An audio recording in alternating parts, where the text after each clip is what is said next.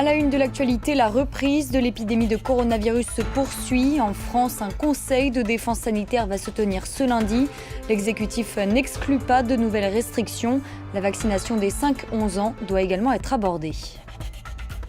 Immigration zéro, réindustrialisation. Dans son premier discours de campagne devant plus de 10 000 personnes, Éric Zemmour se dit prêt à prendre les manettes de la France. Un meeting émaillé par des violences. Des militants antiracistes infiltrés ont notamment été agressés. Et puis nous irons en Gambie. Le président sortant Adama Barrow a été proclamé largement vainqueur de l'élection présidentielle. Un scrutin qui a énormément mobilisé, 89% de participation. Mais l'opposition conteste les résultats. Correspondance de Sarah Sacco en fin de journal. Bonjour à tous, merci d'être avec nous sur France 24. Plus de 42 000 nouveaux cas enregistrés ces dernières 24 heures en France. Alors, comment endiguer la progression des taux de contamination et comment éviter la surtension dans les services de réanimation? Ce lundi, le Conseil de défense sanitaire doit trancher. Retour au télétravail, couvre-feu, vacances anticipées, quelles sont les pistes envisagées? Le point avec Valérie Hurtel. Se faire vacciner pour freiner l'épidémie et échapper à des mesures contraignantes. À Toulouse, eux n'ont pas hésité. Je préfère vraiment me faire vacciner à de nouveau être confiné. Pour le moral de tout le monde, je pense que c'est important. On entend 50 000 contaminations pour la journée d'hier ou avant-hier. Ça devrait inquiéter les personnes qui ne se sont pas fait vacciner. Conseil de défense sanitaire demain à l'Élysée. Faut-il s'attendre à un nouveau tour de vis ? A priori, pas de reconfinement, ni de retour du couvre-feu, mais des pistes seront débattues pour freiner l'épidémie. Parmi elles, une forte incitation au télétravail, une mesure réclamée par les médecins. Ça peut avoir un impact non seulement sur les contaminations qui ont lieu lors du travail, mais aussi lors de la restauration et dans les transports en commun. Y aura-t-il de nouvelles jauges ? À 3 semaines de Noël, les centres commerciaux et les restaurants s'inquiètent. À Bordeaux, les restaurateurs sont pessimistes.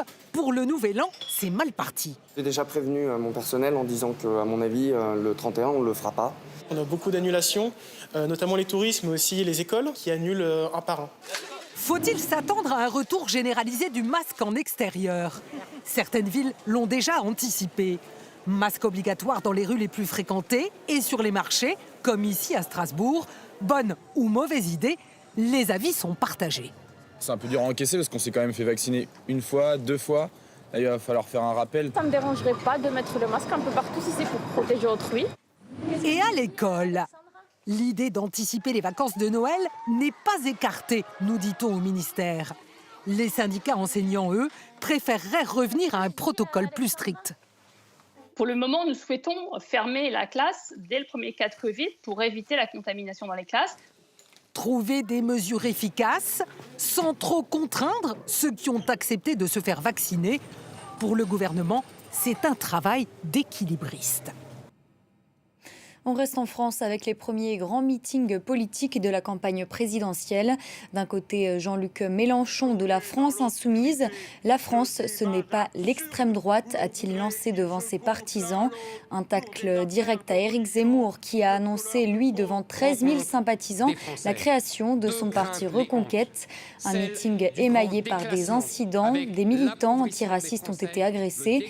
Des journalistes ont également dû être exfiltrés. Le politologue Erwan Lecoeur revient sur ce premier meeting du candidat Zemmour. Dans une certaine mesure, l'exercice est réussi puisque Éric Zemmour était attendu au tournant dans sa capacité à s'adresser à un large public, à endosser le rôle d'un candidat en meeting et plus seulement d'un polémiste journaliste qui parle sur des plateaux télé. De ce point de vue, tout à fait formel, c'est plutôt réussi. Il y a aussi la réussite du fait d'avoir réussi à mettre presque 10 000 personnes dans une grande salle, qui est de nos jours un petit peu devenu un peu rare.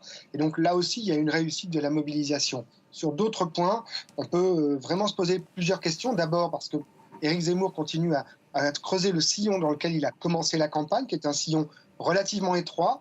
Je ne vous cache pas que travaillant depuis plus de 20 ans sur l'extrême droite française, j'ai vraiment eu l'impression de revenir à des meetings des années 80 avec un certain Jean-Marie Le Pen. Et j'irai même plus loin dans l'historique, puisque Éric Zemmour, dans son programme, dans ses propositions, dans ses accents, sa façon de s'adresser à ce peuple qui est un petit peuple autour de lui, rappelle beaucoup le poujadisme des années 50 et 60 en France. Donc il y a une tradition dans laquelle il s'inscrit. Cette tradition n'est pas une tradition qui lui permettrait aujourd'hui d'être ni au second tour éventuellement, et surtout pas évidemment de gagner ensuite. Donc c'est réussi pour son peuple à lui, pour ses partisans, pour les gens à qui il voulait s'adresser, pour se positionner à droite entre Marine Le Pen et Valérie Pécresse, deux femmes. Mais par contre, pour élargir son audience, ce n'est pas encore dit que ce soit réussi. Arrêtons ce naufrage de civilisation. Voici l'injonction lancée par le pape François depuis le camp de migrants de Lesbos, cette île grecque emblématique de la crise migratoire. Le souverain pontife a longuement rencontré des demandeurs d'asile. Inès Olagaray. Serrer des mains, enlacer des enfants. Écoutez le récit de chacun.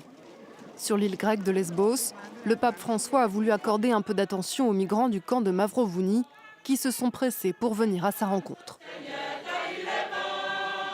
Je suis ici pour voir vos visages et vous regarder droit dans les yeux. Des yeux emplis de peur et d'attente, des yeux qui ont vu la violence et la pauvreté. Il y a 5 ans, le pape s'était déjà rendu sur cette île, devenue un symbole de la crise migratoire. Depuis sa dernière visite, le sort des migrants ne s'est guère amélioré. La Méditerranée, qui a uni pendant des millénaires des peuples différents et des terres éloignées, est en train de devenir un cimetière froid sans pierre tombale. Frères et sœurs, je vous en prie, arrêtons ce naufrage de civilisation. Construit en urgence après l'incendie du camp de Moria, le camp de Mavrovouni abrite encore près de 2200 demandeurs d'asile. Dans une lettre adressée au pape, une quarantaine d'ONG ont dénoncé les refoulements présumés de migrants vers la Turquie, mais aussi la mise en place de camps entourés de fils barbelés et aux accès contrôlés par des portails à rayons X. C'est déjà le cas sur les îles voisines de Samos, Léros et Kos, et de telles structures devraient être installées sur Lesbos l'année prochaine. Nous espérons qu'avec la visite du pape, quelque chose va changer. Nous ne sommes pas des prisonniers, nous voulons juste une vie meilleure. Parmi ces migrants, certains espèrent repartir avec le pape. En 2016, il avait créé la surprise en emmenant 12 Syriens avec lui à Rome. Autre grand titre de l'actualité, l'élection présidentielle en Gambie. Le président sortant Adama Barrow a été déclaré ce dimanche très largement vainqueur avec plus de 53% des voix. Il s'est exprimé peu après l'annonce des résultats. On l'écoute. Je demande à tous mes partisans de célébrer ma victoire de manière pacifique. J'appelle tous les Gambiens à respecter notre division politique et à se rassembler comme un seul homme pour travailler au développement de notre pays. Un appel au rassemblement alors que cette victoire a été immédiatement contestée par ses adversaires. Ils disent avoir constaté un certain nombre de problèmes lors des opérations de comptage. On retrouve à Banjul notre envoyée spéciale Sarah Sako. Adama Barrow l'emporte haut la main avec 53% des suffrages. Vient ensuite l'opposant historique, qui était d'ailleurs l'ancien allié et mentor d'Adama Barrow, Ousseynou Darboe, lui enregistre 27% des suffrages. Le troisième homme de cette présidentielle s'appelle Mama Kandeh. C'est lui qui avait reçu le soutien de l'ancien dictateur aujourd'hui en exil Yahya Jammeh et il obtient 12% des voix. Ensuite, Khalifa Salah, un député, obtient 3% des voix. Essa Fall, un candidat indépendant, 2%. Et enfin, Ibrahima Jammeh, moins de 1%. Alors la participation à ce scrutin est impressionnante, 89%. Les réactions n'ont pas tardé du côté de l'opposition qui a d'ores et déjà rejeté les résultats. En réalité, elle n'a pas attendu la proclamation des résultats finaux, puisque dès cet après-midi, Ousseynou Darboe, le numéro 2, donc celui qui suit Adama Barrow, ainsi que Mama Kandeh et Safal, 2 autres candidats, se sont fendus d'un communiqué. Ils dénoncent des anomalies lors du vote et rejettent de ce fait les résultats. Ils disent qu'ils réfléchiront à la suite à donner donc à ce problème. Je cite leur communiqué. Restez sur France 24, l'information continue.